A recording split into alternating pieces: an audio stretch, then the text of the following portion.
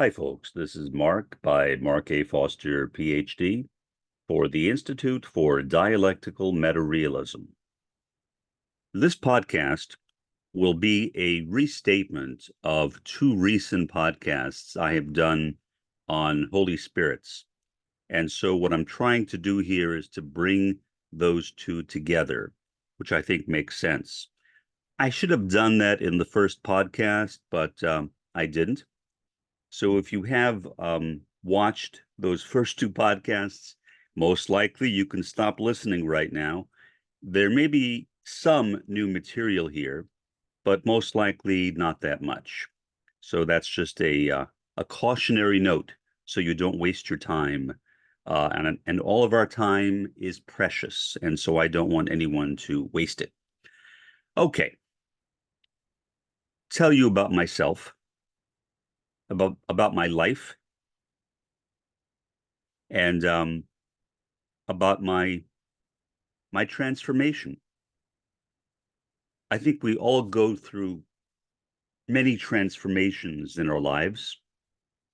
Roy Bhaskar, the founder of critical realism, which is the basis of my sociological theory, dialectical meta-realism, talks a lot about transformation, that it should occur on both the individual level and on the collective level, both.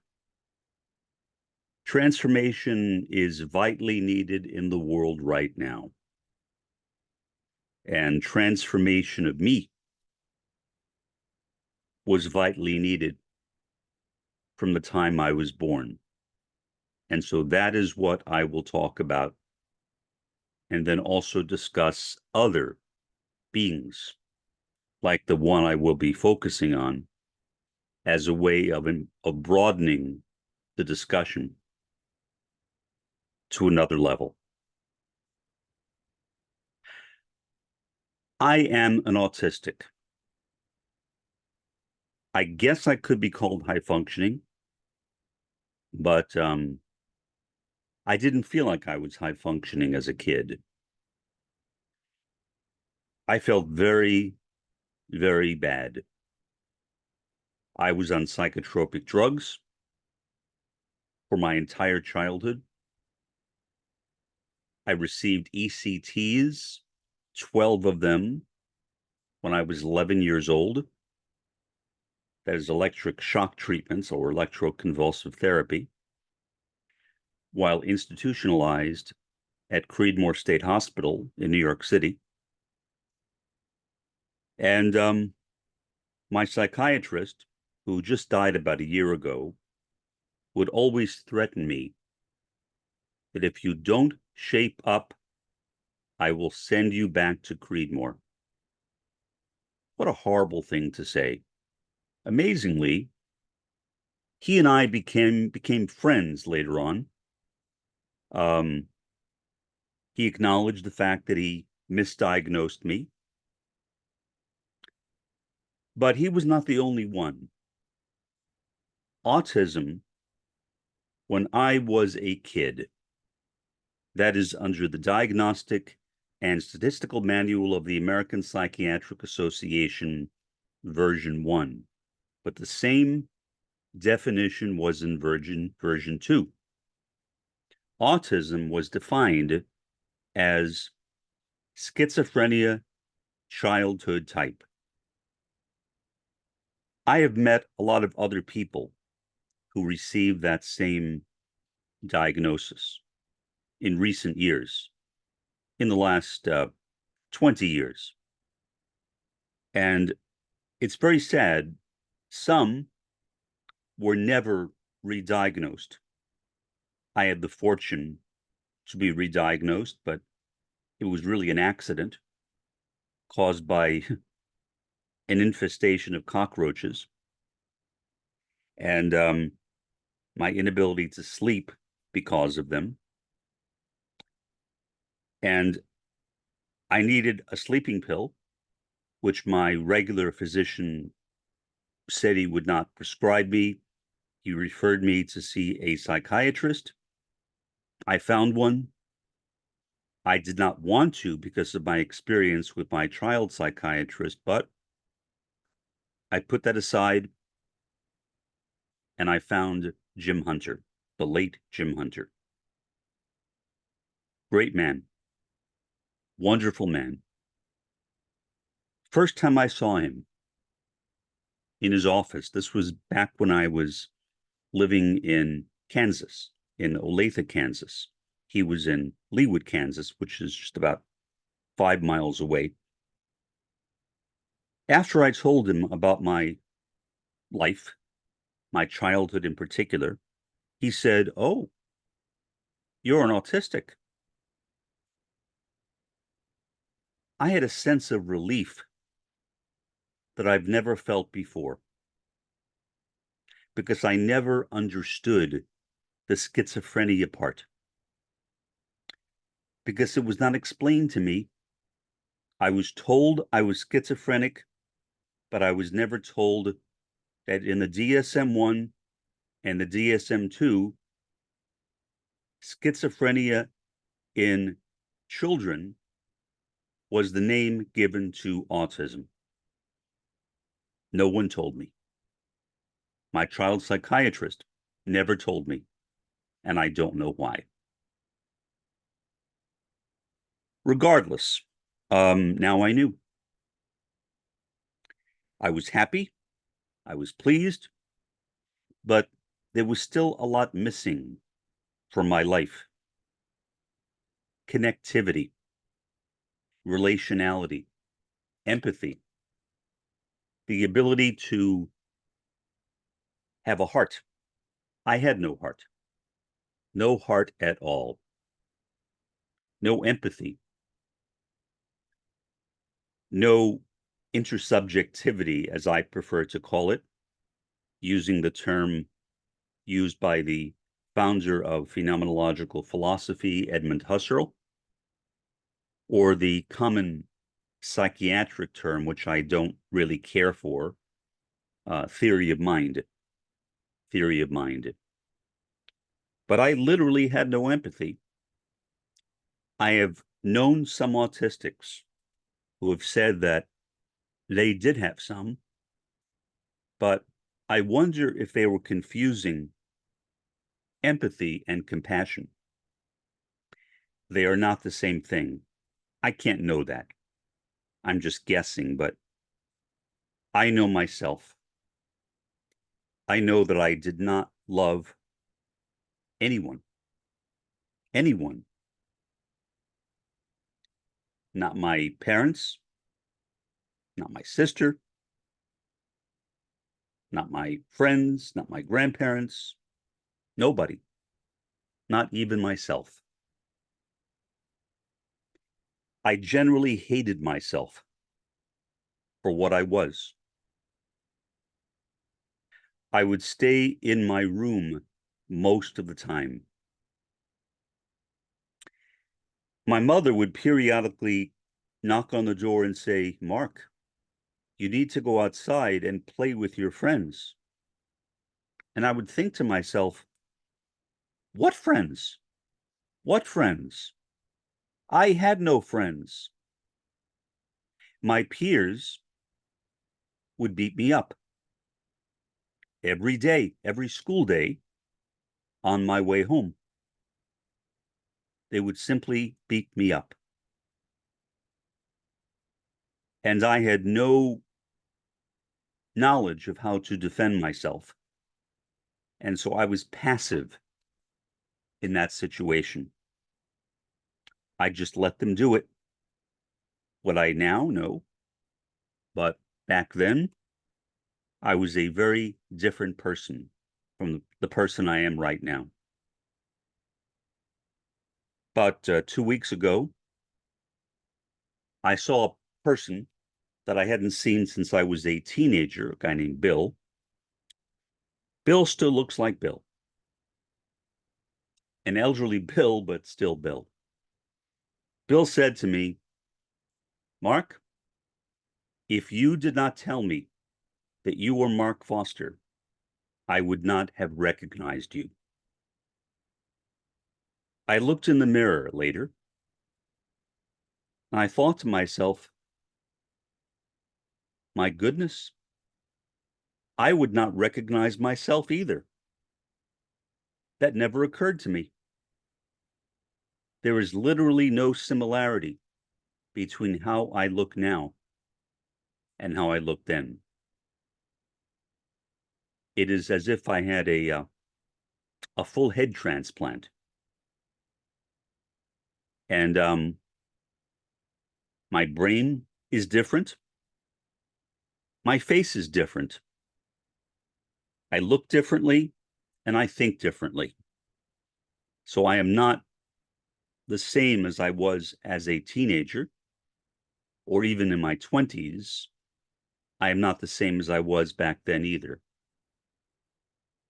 Occasionally, I would walk home from school and I had a briefcase of books like most kids did back in those days. Later, of course, people had these backpacks, but not then. And I would sometimes take my briefcase and throw it down the sewer. I have no idea why. I would have to get brand new books, but I would lose all my notes. I can't figure out why I did that. It literally makes no sense to me. And I'm the one who did it. It made no sense to me then. But I was a tragedy. My life was a tragedy too. How I got through those years, I don't know. When I was in fourth grade, my teacher, Mrs. Lundeen, made a statement with her back turned toward me, and I did not hear her. And so I raised my hand and asked her to repeat what she had just said. She walked over to me, pulled my left ear back, and screamed what she said into my ear. When I got home, I told my mother. My mother complained to the principal about her. The next year, Mrs. Lundeen became the assistant principal.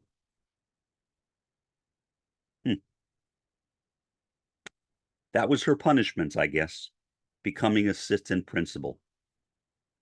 Getting a significant increase in salary, too, I imagine. I will never understand that. That's one thing I've tried to think. Why would somebody like that become assistant principal? I don't know, but she did. I was drugged out of my mind. Psychotropic drugs. I was like a zombie. I could barely think. How I managed to get through school remains a mystery to me till this day, because I was totally out of my mind. I don't mean that in the sense of being crazy, although I guess I was crazy, sort of. But I mean that in the sense of not knowing where my mind was, not being in touch with my mind, not being in touch with my thoughts, not being in touch with anyone around me. That's what Thorazine and the other drugs I took as a child did to me and did to others as well. When I was about 15 or so, in the midst of these kids continuing to beat me up in school, there was a decision made by someone at the school. I don't know, maybe the principal or someone else, that I should be placed in BOCES. BOCE still exists in New York State. It is an acronym for the Board of Cooperative Educational Services. There are different types of BOCEs, different divisions of BOCEs. One of them is like a halfway point between being in public school and being in what they called back then reform school, juvenile detention. That's where I was placed. I should not have been placed there. It was those kids who abused me that should have been placed there.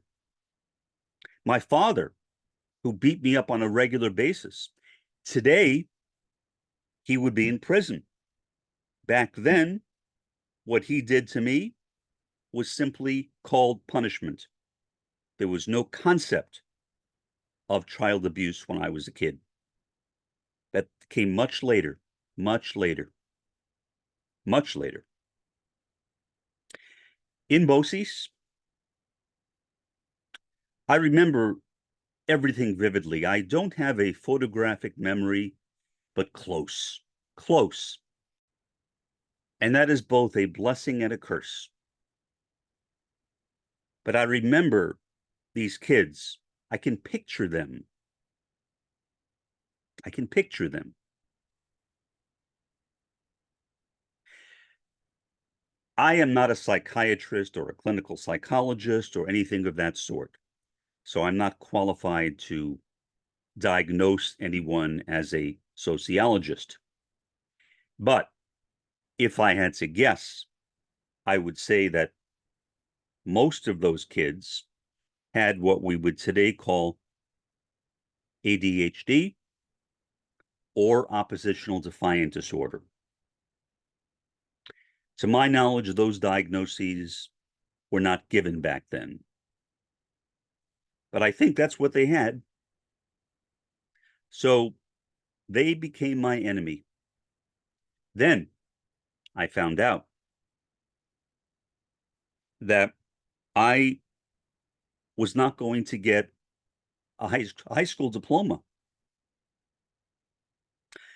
I would need to take a test to get a GED, a general equivalency diploma. I was furious. I went to my mother and complained and demanded to be placed back into the public school. She went to the principal, who agreed to that. My first day back, this one teacher who never liked me for some reason, I never knew why, but she just disliked me. She walked up to me and said, "Why did you come back?" I just stared at her. I just stared at her. No response. I stood there and stared, and I standed there and stared at her.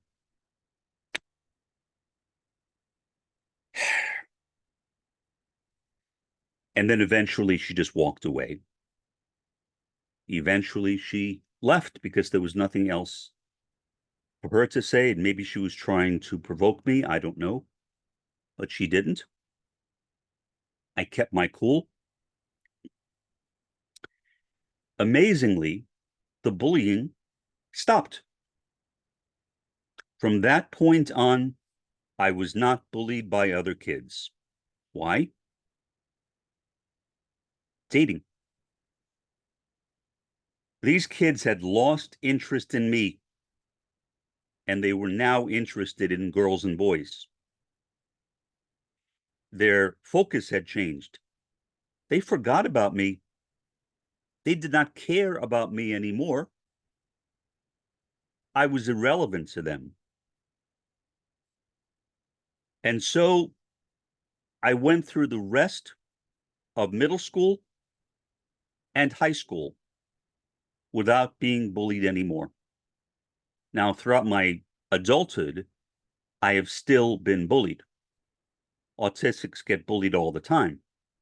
As recently as a year and a half ago, this guy that I know threatened to strangle me. And I won't say what happens after that. I will only say that he is nowhere to be seen. He disappeared. And so did his wife, who originally believed him when he said, "No, I did not do that." I assume that she eventually found out that the contrary was true. She is nowhere to be seen either. The two of them have disappeared completely. In any event, I don't wish harm on them. I wish that she would call me and have a discussion with me, apologize to me on behalf of her husband and herself. And I would say, of course, but she's not done that. And it's not for me to call her. I don't think. It is for her to call me. And so I've left that to her, and she has not done that.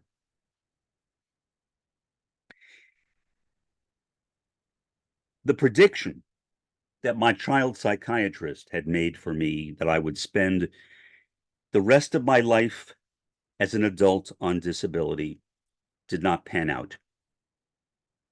I got a master's and a Ph.D., became a professor, tenured,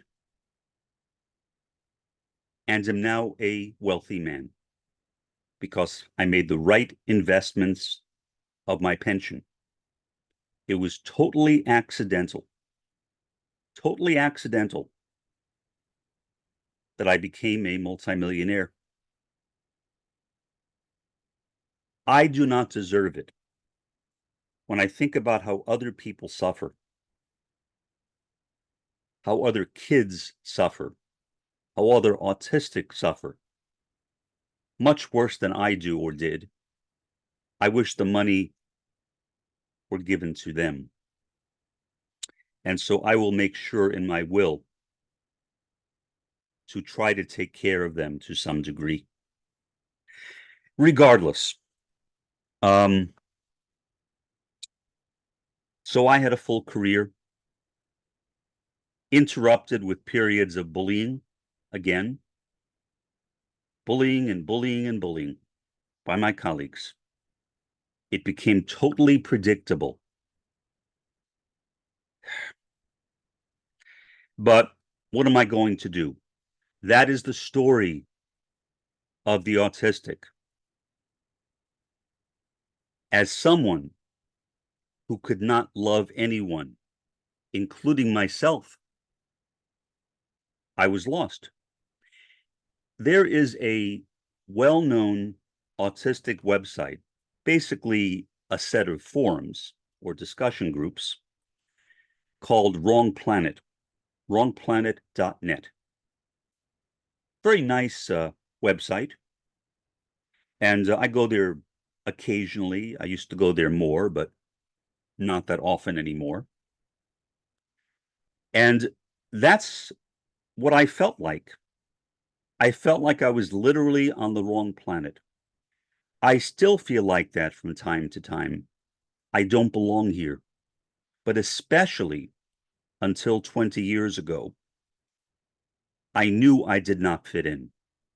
I knew that I was missing something, but I did not know what that something was. So, what did I do? There wasn't really much I could do. I just lived it. I lived through it. About 20 years ago,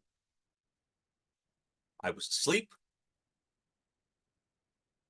I felt somebody bumping into my bed twice. And then I heard the sound in a feminine voice. Uh-oh. Just like that. It woke me up. I looked up and I saw this magnificent figure.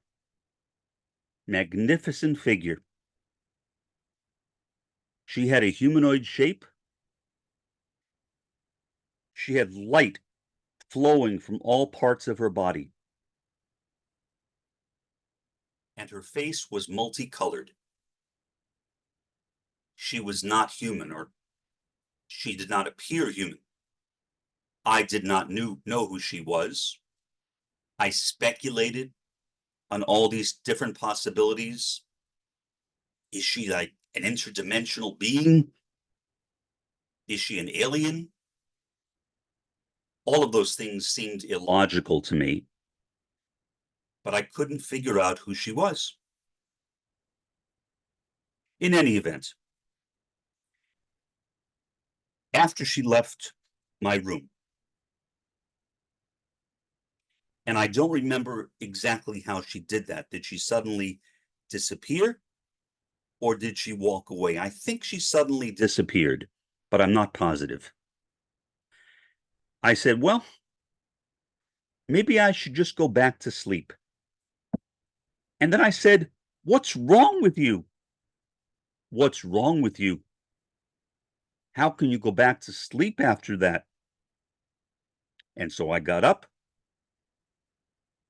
I looked around and I saw that my keys, my key ring, was missing from the push pin in the wall, which is where I kept them at that time. And I did not panic.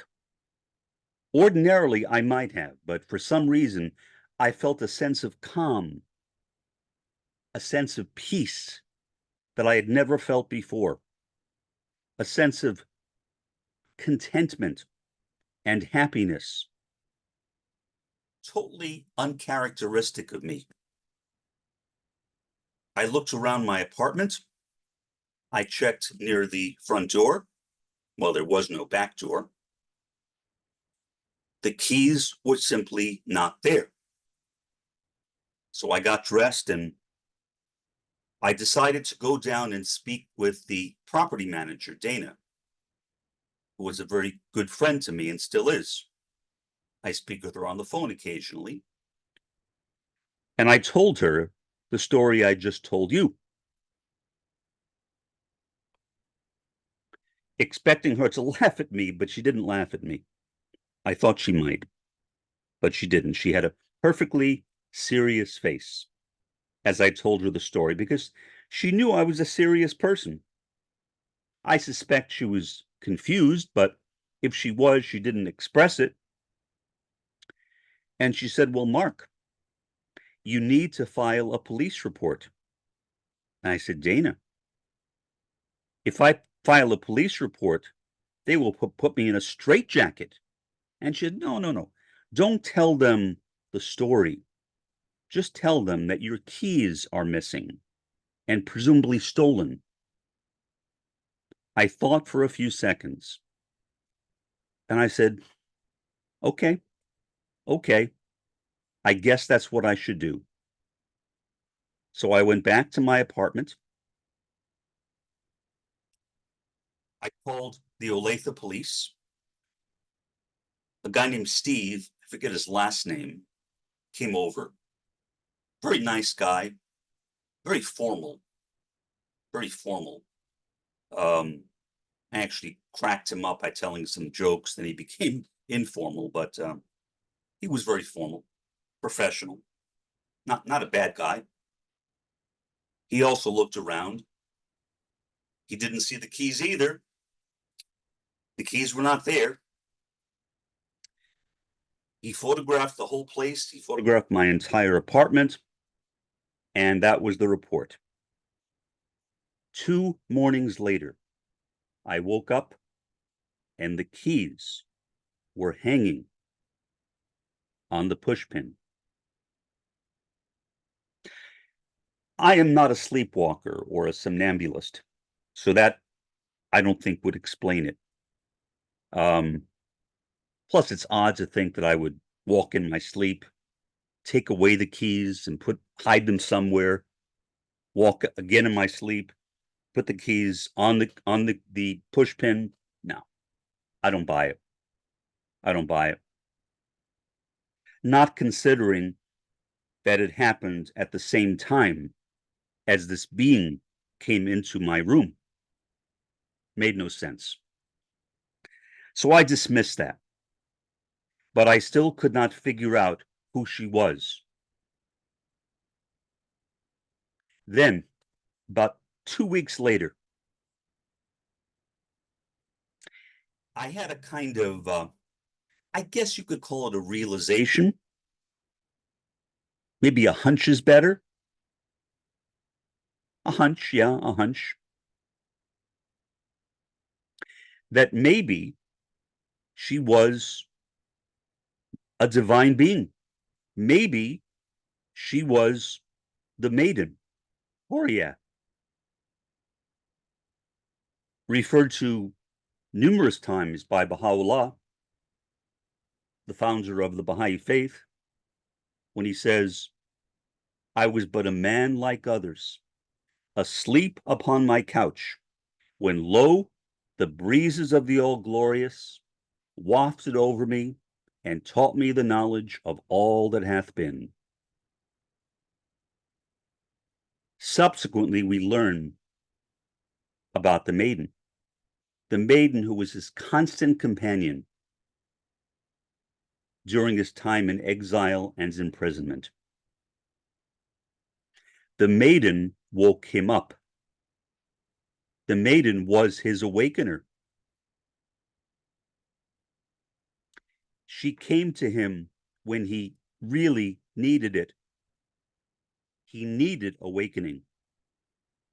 He needed comforting. The Holy Spirit is the comforter. And as Shoghi Effendi said, the Holy Spirit has come to prophets under many titles or under many names or as many beings. The maiden to Baha'u'llah, the lacerated throat of the Imam Hussein to the Bab, the angel Gabriel to Muhammad, the dove to Christ, Radha to Krishna, the angels of the sacred fire to Zoroaster, the angels of the burning bush to Moses, Eve to Adam, and many others. My personal view, and it is only my personal view, is that once these great beings, these Holy Spirits, these sentient Holy Spirits, awaken the prophet, then they can awaken anyone who turns to them or anyone that she turns to.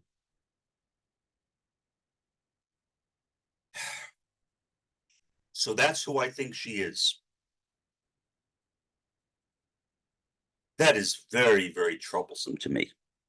Even to this day, it is troublesome to me. For a whole host of reasons. But I will water it down and just sum it up as best I can. Why me? Why me?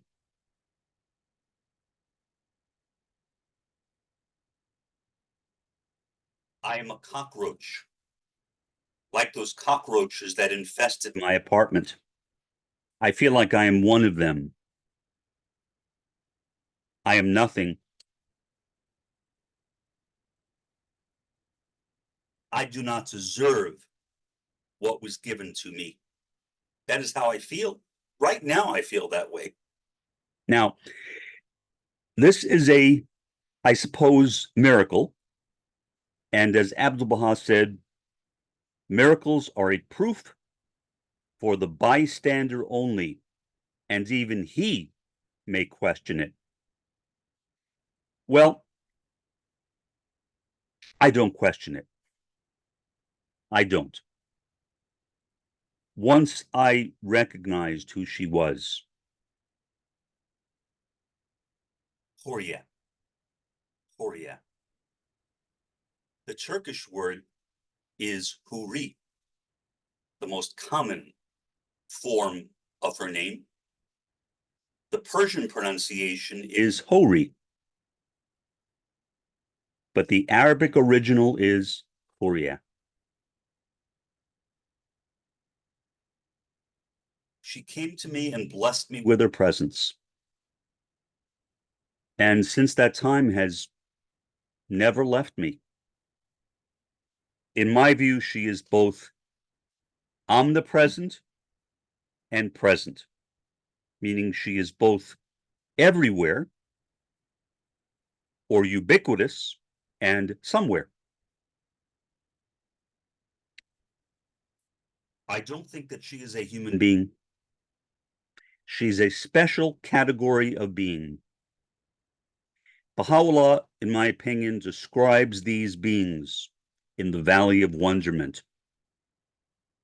He asks us to think of who are those beings that come to us that reside in the Valley of Wonderment. The Bab talks about the heavens and the earth and whatsoever lieth between them.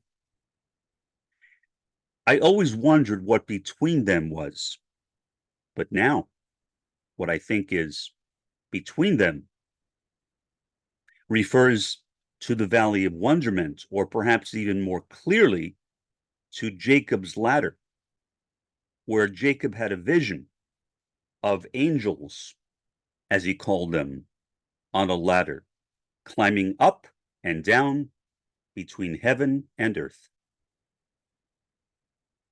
So in my view, these Holy Spirits, or angels, if you wish, can take on something like a physical form. Maybe it's not that, but I mean, I could see her with my eyes. Whether she was physical or something else, I don't know. But she appeared physical. She can also go to the next world and be with souls there. And she can also be in her own world, the Valley of Wonderment. I refer to her, and again, this is only my own feeling, as the queen of the Valley of Wonderment.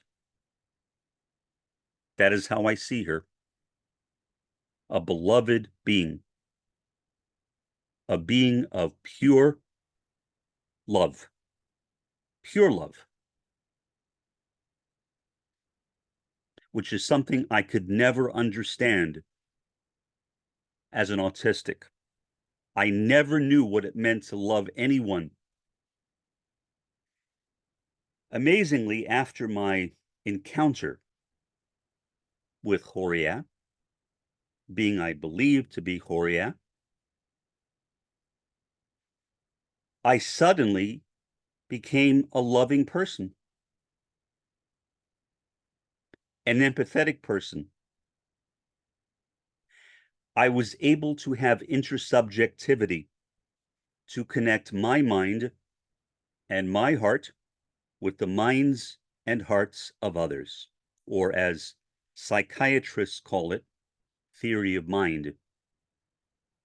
I had it.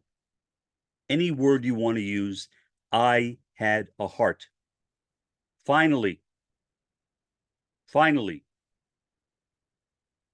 And I still have a heart.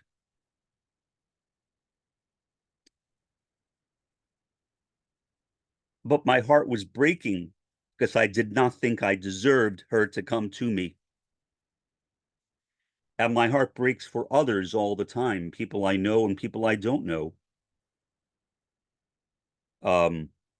It breaks very, very easily. I have a tremendous sense of empathy. And I never even knew what empathy was. Never knew what it was. It was so sad. It was a burden But the fact that the burden was removed from my shoulders, but not for so many others, is what bothers me, because I don't think I deserve it. And I'm not trying to play games to impress anyone. That's not the way I am. I've never been that way. When I say I don't think I deserve it, I mean I don't think I deserve it. There are some autistics who are really, really low functioning. Really low functioning. They cannot speak. Some of them may have intellectual disabilities, but not all. They sit on the floor in front of a wall and bang their heads repeatedly against that wall. Not something I have ever done, but I can understand it. People often wonder, why in the world would someone do that? Why in the world would someone do that? It makes no sense. It does make sense, at least to me. Autistics without a heart, without a sense of feeling, without a sense of connectedness to anyone else, without any sense of cognitive sensation, without an ability to adequately communicate to each other, which was true in my childhood. I stuttered all the time when I was outside of my home, and I basically could not talk. Or if I would try to talk, people could not understand me. It was horrible, horrible. My stuttering was awful. So I had difficulty connecting with other people too, but not like these really, really low functioning autistics. What I think is they're looking for some sense of love, connectedness. They are trying to be grounded. They are trying to feel something, even if what they feel is pain. And obviously, anyone who bangs their head against the wall is going to feel pain. But my suspicion is, as an autistic, although I guess a high functioning one, whatever that means, at least now high functioning, I would say as a kid, maybe middle functioning, I can relate to it. I can relate to why someone would do that, which may sound odd. And maybe if you've wondered that too, what I said maybe clarifies it for you. But looking for a feeling, any feeling, doesn't matter what it is, how bad it is,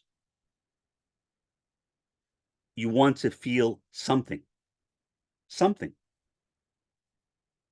So I wonder why Horia has not blessed them with her presence, or maybe she has. I cannot know God's will. God has his own will, and he does whatever he pleases. He does whatever he pleases. It's not for me to say what he should do. It's not for me to say what Horia should do. But it's very, very disturbing when I think about this whole thing, that she came to me. She came to me, Horia. Horia. Horia is mentioned in the Quran as well. The word is generally translated from the Quran as I really dislike this term, but not as maiden, which is how Shoghi Effendi translates it, but as virgin. As virgin. Now, is that a bad translation of Horia or Huri or Hori? No, it's not a bad translation. It's a misleading translation because what it does is it leads many men who read the Quran to expect that when they die and go into the afterlife, that they will be met by virgins. There is no sexual connotation to Horia. The word Horia is a feminine word. It comes from the feminine root in English, HR. That is a feminine root. It also exists in Hebrew. It is a Semitic root. And the meaning or the definition of that HR by itself, is darkness, light. Darkness, light. So you put those things together, feminine, darkness, light. And I came up with the Black-Eyed Maiden of White Light. That is an elaborated translation. It's my translation, my provisional translation. It's a combination of my knowledge of Arabic, as limited as it may be. It gets better all the time, but it's still limited, still rudimentary. And my experience of her, because that is how she looked. That is literally how she looked. Let me tell you a story. Sometime after my experience with her, maybe 5 years, but I'm just guessing, maybe not 5 years, maybe 10 years. I was reading through a magazine online. And in this magazine, there was a photograph of an 8-year-old girl sitting on the ground. And this glorious being who looked exactly like Horia when she came to me, standing in front of her with her arms outstretched like that, just as Horia was when she came to me. What the mother said is that when she took the photo, she did not see that entity. But when the photo was prepared, developed, whatever it's called now, there was that entity. There was that entity in the photo. So I am only guessing that that was Horia. But I do believe that if not Horia, it was another Holy Spirit. The Holy Spirits as sentient beings. Sentient beings occupying the Valley of Wonderment, or Jacob's Ladder, or the cave at Hijra to Muhammad, which is where Gabriel was. And so I think it was a Holy Spirit, but that's just my own feeling. I don't think that this little girl had any awareness that this being was there. Looking at the photo, she's looking down, and this being is right in front of her with her arms like that. She had cancer. She was dying of cancer. That's why the photo was published. It's an astounding story. When she went back to her hematologist, the cancer was gone. It's gone. Unexplainable. There are a lot of medical mysteries things that cannot be explained by physicians that happen all the time. But I have never heard one quite like this, with an actual being standing there with her arms stretched out, the same as the being who came to me. So to me, that was a confirmation that she was there. About 2 weeks after my experience with Horia, as I was beginning to develop intersubjectivity or empathy, and I first had the first inclination of who she was, but I was not entirely sure. I had this weird impulse as I was in the bathroom for some reason to ask her to marry me. I realize that sounds extraordinarily weird. It sounds even weirder to me because I was the one who did it. But I followed the impulse. I closed my eyes and I asked Horia to marry me.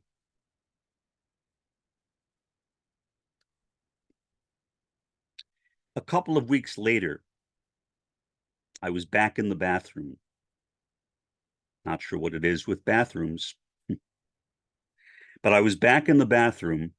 I closed my eyes again, and I saw an image of the face of that same being who had come to me at the foot of my bed. And I took that as an affirmation. I guess one could say a confirmation, but I think more accurate would be an affirmation, meaning I think she said yes. So, and this is going to sound even weirder. And if you want to think I'm crazy, fine, maybe I am. But my view is that these Holy Spirits, or at least Horia, is a polyandrous being. Polyandry is the feminine counterpart to the male polygyny.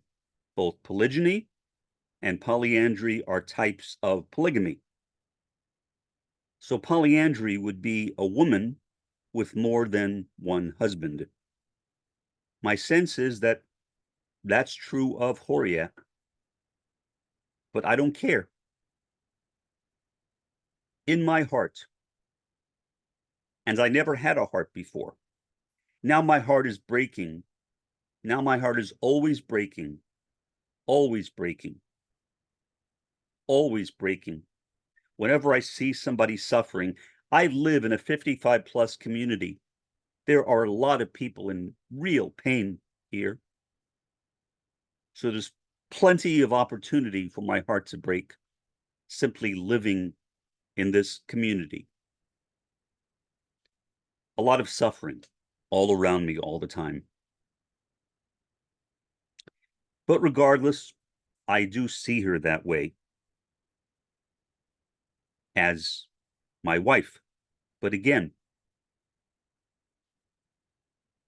I see her as, I call her the queen of the Valley of Wonderment.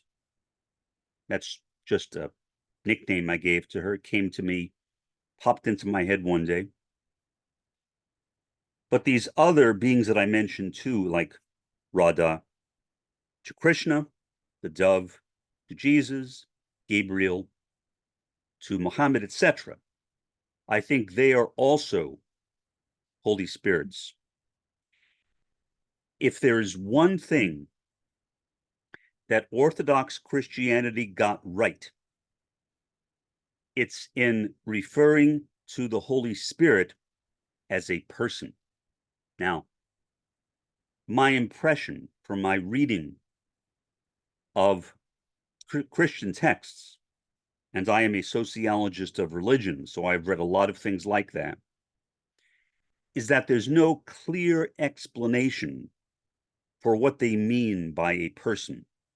And I have personally asked many theologians, Christian theologians, when you say that the Holy Spirit is a person, what do you mean by that?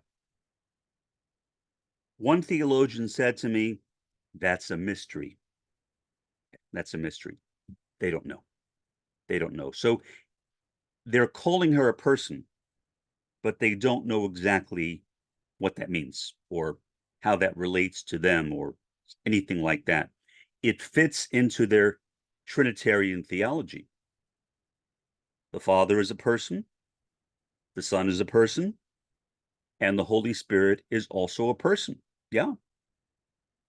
And in the Christian dispensation, that person was referred to by Jesus as the dove.